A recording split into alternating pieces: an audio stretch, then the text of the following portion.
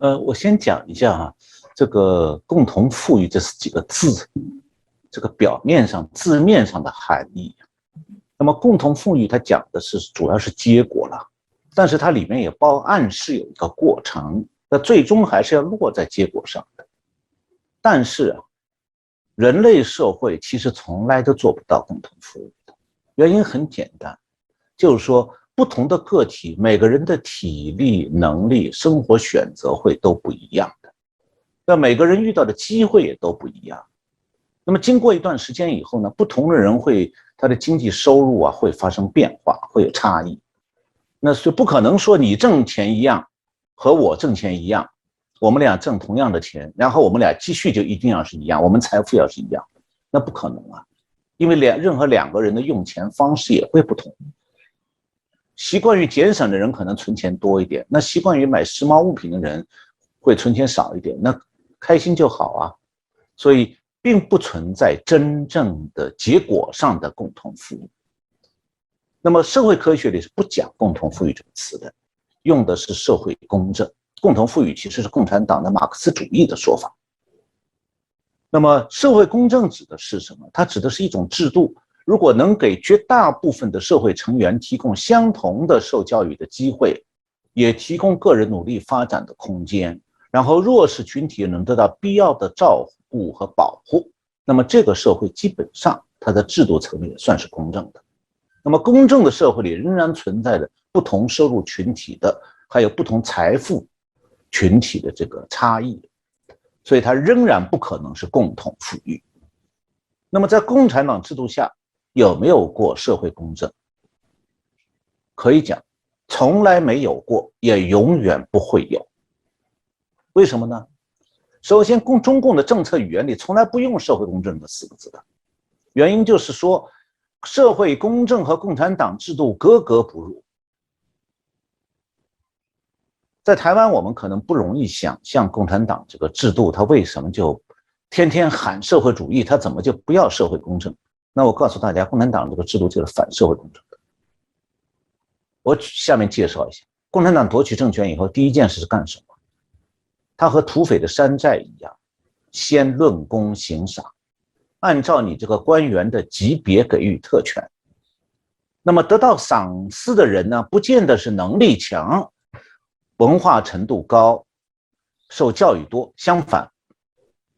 不是的，很多得到赏识的人、得到特权的人，是因为杀心重、杀人多。这我为什么比喻土匪山寨？只有土匪山寨用这个标准的。你上战场杀国军杀得很好，给你特权多一点。所以只要对共产党统治有利，这样的人就在共产党那里得到特权。那不同的时代呢，特权是不同的。那么毛时代是把私营企业全部消灭了，所以就没有因为经营企业这个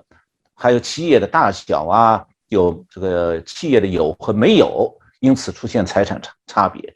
那么在中共呢，中共这个治下，它其实只有官员有特权，他们的特权主要反映在当局分配给他的房子大一些，还有呢，当局可以给他配给家庭服务员，管替你做饭、洗衣服，帮你做家务。另外呢，特权包括工资比民众高得多。当然还有配专车司机，达到一定级别有专车，有专门的司机，政府出钱养他。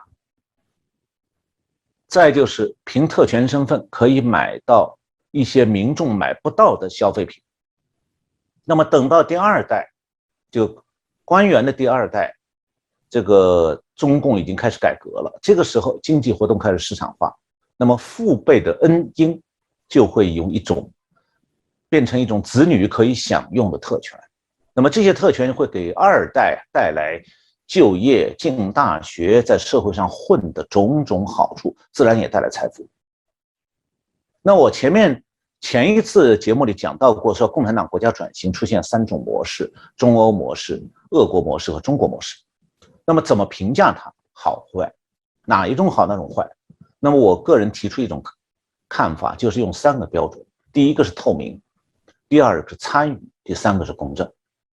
透明是指的说转型的决策过程、决策的内容、实施的结果是对社会大众公开的，还是由掌权者自己搞的黑箱作业？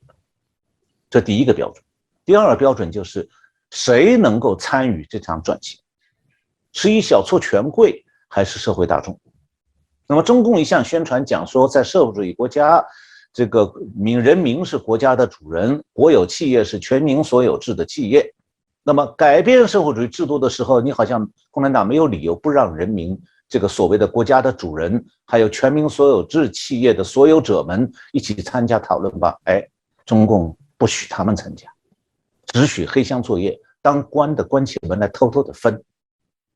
然后呢，把这些国家的主人、全民所有制企业的所有者们全部开除，中国叫下岗，就是让你们失业滚蛋回家，没饭吃。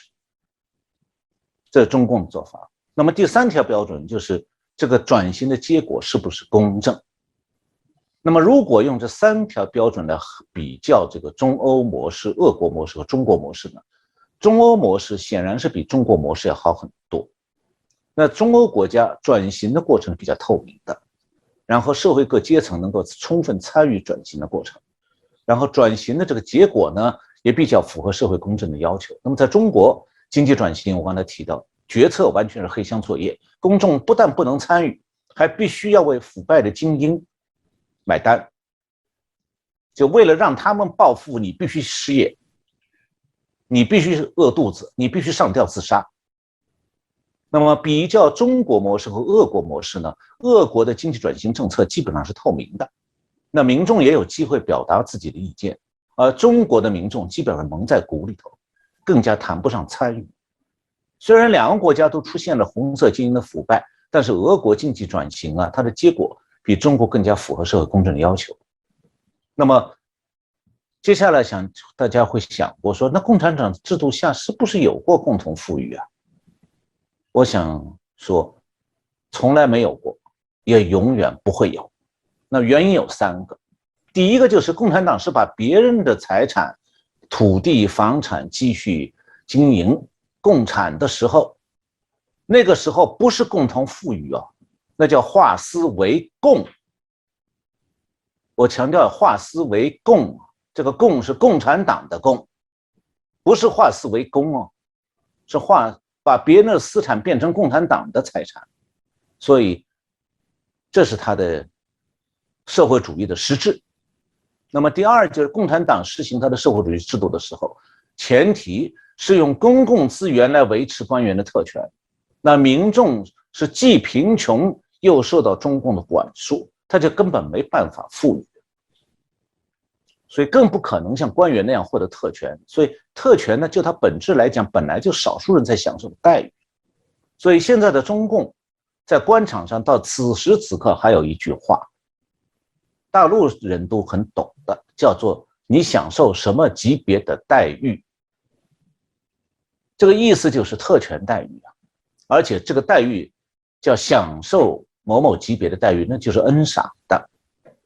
那这种原因就导致一个结果，你能不能得恩赏，那是共同富裕吗？不可能的，那只能是少数人才有恩赏，有特权。第三，那中共改革以后是不是有可能共同富裕呢？只要官员的特权依然保留的情况下，那官员本人和亲属可以凭借权力捞取钱财，那民众你就只能辛辛苦苦积攒有限的一点财产，那这叫共同富裕吗？所以共同富裕在共产党制度下从来没有过，也永远不会有。那么这个时候有人讲说，那共产党为什么要宣传共同富裕？他讲的共同富裕包含哪些人？那共产党是不是在讲所有的社会群体共同富裕？我想把这点点穿了。共产党讲共同富裕的时候，里面有个圈套，那就是他讲的共同富裕讲的是你们普通民众，不是我们当官的。我们当官的不在共同富裕的范围内，因为我们早就富过了，我们和美国的富翁、瑞士的富翁一样富，所以我们不会和你共富裕的。我后面会讲到，当官的有多少钱财，那是国家机密。因为谁去打听我杀你头，就这么简单。这叫可能当官的和民众一起共同富裕吗？所以他讲这个话共同富裕指的是普通民众，哄你们开心，绝不包含中共官员还有他们的亲属。换句话讲，中国的民众除了少数的私企大老板，谁也不敢想要和中共官员去共同富裕。那中共自己也从来没有考虑过，他不可能让他的特权阶层为了什么与民众共同富裕而放弃特权呢？我下面稍微简单讲几个小小的例子，就能明白共产党特权阶层的经济力和民众的差别在哪里。你民众要买一套房子，你只能按市场价贷款去买房子。那官员到了一定的级别，可以免费或者付很少的象征性一点钱得到宽大的住宅的。你不要去问为什么他有你没有，就是他有你没有，人家是特权。第二，生病了，民众就医，那医疗保险只覆盖很小一部分，剩下要自费的。所以每个普通家庭都要为了治病留下一笔存款，以备意外之需。那官员到了局级以上，不但是基本免费的公费医疗，而且级别越高，免费医疗的覆盖范围越大。我举一个例子，中共的卫生部副部长殷大奎几年前在上海的一个叫中欧国际工商学院举办的一个叫健康产业论坛上，他讲话时漏了一点内容出来。他说，中国每年政府的医疗总开支当中，80%是花在党政干部身上，剩下20%用在10几亿人当中，就是你们共同富裕的那10几亿人，你们用20%，剩下80%医疗开支是一小撮党政干部用的。所以讲共同富裕的是从来没有说党政干部和普通国民享受同等医疗待遇，那要翻天了，那是要打倒共产党才做得到的。仅从这2点来看，在共产党制度下，那只要官员的特权永远存在，就不可能永远不可能有官员和民众的共同富裕。那么我也是上次节目讲到过，我在共产党国家转型的时候，如果私有化和市场化还有民主化同步的话，那民主化是会得到共产党一部分官员认同的。那俄国就是如此。那像中国这样的话，就是私有化和市场化是在共产党领导下实行的话，那么经济制度转型以后，共产党会全力以赴地消灭民主化思潮，绝不让民主化发生。因为对发了财的共产党干部来讲，民主化不仅仅意味着权势的丢失，更严重的是可能会脑袋搬家，家产超没，因为他们经不起民主制度下司法层面的财产来源调查。那么讲到中共的这个共同富裕不包括中共官员，我可以讲一个很简单的证据，就是中共到现在只有在党内干部圈里秘密的做干部的家庭财产调查，比方中央委员，你们家有多少财产，各家向中央组织部写一份材料，中央组织部作为绝密保管起来，做什么用？打击政敌是用。但是相关资讯是绝不可以见诸于媒体，那是国家机密，绝不允许泄露给公众。那中共连自己的官员的财产都要严格保密，你相信他哪一天要和民众共同富裕吗？